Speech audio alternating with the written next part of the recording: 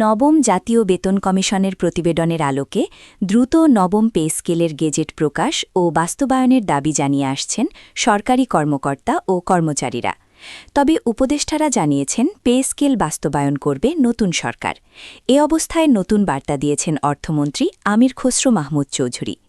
নতুন অর্থমন্ত্রী বুধবার ১৩ মার্চ একটি গণমাধ্যমকে বলেছেন, পে স্কেলের সুপারিশ আমাদের দেখতে হবে, না দেখে এ বিষয়ে কিছু বলতে পারব না। আমির খসরু মাহমুদ চৌধুরী বলেন, আমাদের দেখতে হবে মোট অ্যামাউন্ট কত, এটা কতটুকু বাস্তবায়ন করা সম্ভব সেগুলো দেখতে হবে। বর্তমান আর্থিক অবস্থায় যেখানে বাংলাদেশের tax revenue, tax GDP ratio সবচেয়ে খারাপ, এমনকি দক্ষিণ এশিয়াতে সবচেয়ে খারাপ, এসব দেখে আমাদের সিদ্ধান্ত নিতে হবে কতটুকু, কখন, কিভাবে বাস্তবায়ন করা যায়, সেটা আমরা পরীক্ষা নিরীক্ষা করে দেখব। এর আগে গত ৯ ফেব্রুয়ারি জাতির উদ্দেশ্যে দেয়া ভাষণে বিএনপির চেয়ারম্যান তারেক রহমান বলেছিলেন, সরকারি চাকরিজীবীদের জন্য নতুন বেতন কাঠামো প্রণয়নের উদ্দেশ্যে গঠিত জাতীয় বেতন কমিশন পে কমিশন গত ২১ জানুয়ারি প্রতিবেদন জমা দেয়।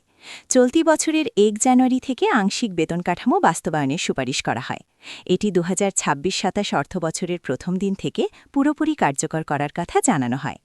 বেতন কমিশন সর্বনিম্ন বেতন স্কেল ৮,২৫০ টাকা থেকে বাড়িয়ে ২০,০০০ টাকা এবং সর্বোচ্চ বেতন স্কেল ৭৮,০০০ টাকা থেকে বাড়িয়ে ১,৬০,০০০ টাকা করার সুপারিশ করেছে। সরকারি কর্মকর্তা কর্মচারীদের নতুন বেতন কাঠামো বা নবম পে স্কেল বাস্তবায়নের কাজ এখনও প্রস্তাবনা ও পর্যালোচনার পর্যায়ে রয়েছে।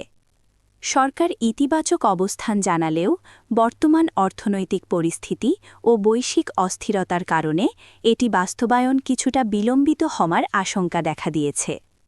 জানা গেছে, নবম পে স্কেল কার্যকর করার বিষয়ে সরকারের নীতিগত সমর্থন রয়েছে। তবে মধ্যপ্রাচ্যে চলমান যুদ্ধ পরিস্থিতি, বিশেষ করে ইরান, ইসরায়েল ও যুক্তরাষ্ট্রের উত্তেজনা ঘিরে বৈশ্বিক অর্থনীতিতে অস্থিরতা তৈরি হওয়ায় বিষয়টি বাস্তবায়নে সতর্ক অবস্থান নিয়েছে সরকার। এই পরিস্থিতিতে ধীরে চলো নীতি অনুসরণ করে সিদ্ধান্ত নেওয়ার দিকেই ঝুঁকছে সরকার। অন্যদিকে সরকারি চাকরিজীবীরা দ্রুত নতুন পে স্কেল বাস্তবায়ন ও বেতন বৈষম্য নিরসনের দাবি জানিয়ে আসছেন। এদিকে পে স্কেল সংক্রান্ত প্রস্তাব পুনরায় পর্যালোচনার ঘোষণাও দেওয়া হয়েছে। জানা গেছে, বিষয়টি নিয়ে জাতীয় সংসদের আসন্ন অধিবেশনে আলোচনা হতে পারে। ইতোমধ্যে সংসদের কার্যপ্রণালী প্রণয়নের প্রস্তুতিও চলছে। অর্থ বিভাগের কর্মকর্তারা বলছেন, প্রধানমন্ত্রী তারেক রহমান নতুন পে স্কেল বাস্তবায়নের আশ্বাস দেওয়ায় সরকারি চাকরিজীবীদের জন্য বেতন কাঠামোটি ধাপে ধাপে হলেও কার্যকর করা হতে পারে।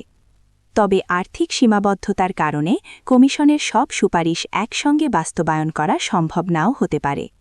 তাই সময় নিয়ে পরিকল্পিতভাবে এগোতে চায় সরকার।